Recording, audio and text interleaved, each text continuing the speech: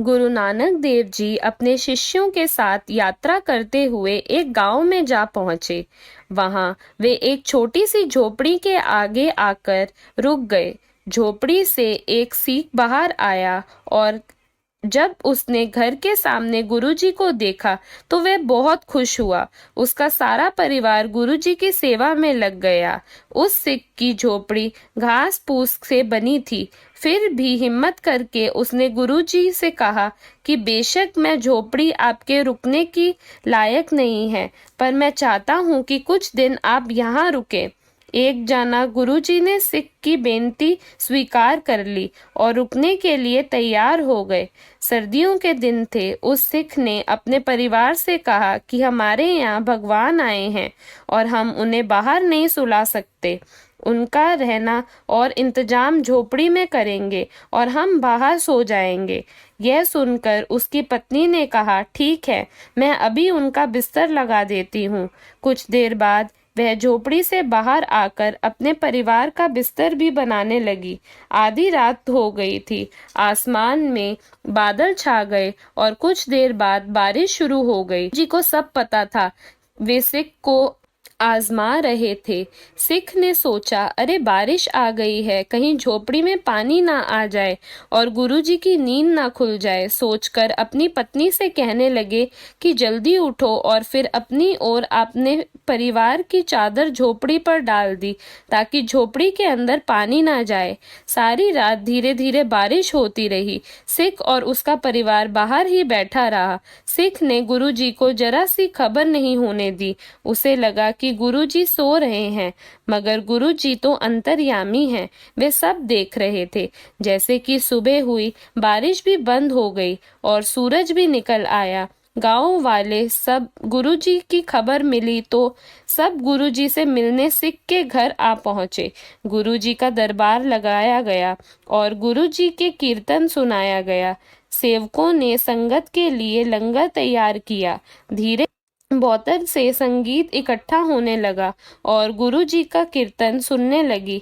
दोपहर हो गई और सारी संगत लंगर खाने अपने अपने घर चली गई। गुरुजी ने अपने सेवकों को हुक्म दिया, जाओ लंगर में से एक जल्दी हुई लकड़ी लेकर आओ। गुरुजी के मुंह से यह सुनकर संगत हैरान हो गई।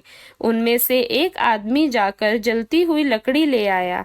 गुरुजी ने उस सिख से कहा, जो भी इस झोपड़ी में सामान रखा है वह ले आओ और बोले, आज हम यहाँ से जा रहे हैं और तेरी झोपड़ी को जला कर जाएंगे।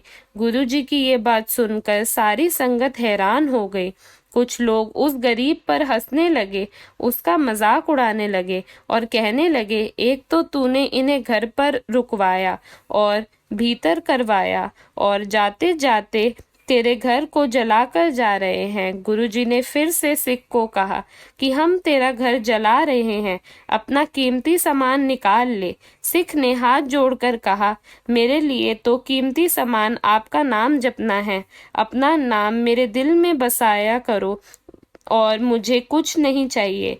गुरुजी ने भाई मर्दाना जी को कहा, ये लो जलती लकड़ी और सिख के घर की छत को आग लगा दो। मर्दाना जी ने गुरुजी से वे लकड़ी ली और छत पर आग लगा दी। कुछ ही देर में सारे घर में आग लग गई और पूरी झोपड़ी जल गई। सिख और उसका परिवार चुपचाप देखते रहे। जब झोपड़ी जल गई तो गुरुजी ने सिख से कहा कि तू जानना चाहता है कि तेरे घर को आग क्यों लगाई? सिख ने कहा, मैं नहीं जानना चाहता कि आपने मेरी झोपड़ी क्यों जलाई। आपने जो कुछ किया होगा सोच समझकर किया होगा। गुरुजी ने कहा, तेरी वे छत थी और जरूरत का सामान था जो जल गया, फिर भी तू नहीं जानना चाहता? सिख बोला, नहीं गुरुजी, नहीं जानना चाहता, मेरा सब सामान आप ही का दिया है। सिख की ये बात सुनकर गुरुजी मुस्कुराए और चले गए। गुरुजी ने जाने के बाद वे सिख और उसकी पत्नी झोपड़ी की राख उठाने लगे। उस राख में एक बोरी पड़ी हुई मिली। सिख और उसकी पत्नी हैरान हो गए और बोरी को खोला और देखा कि बोरी सोने की सिक्कों से भरी हुई थी और गुरुजी की जय जयकार करने लगे। सतनाम श्री वाहे गुरु।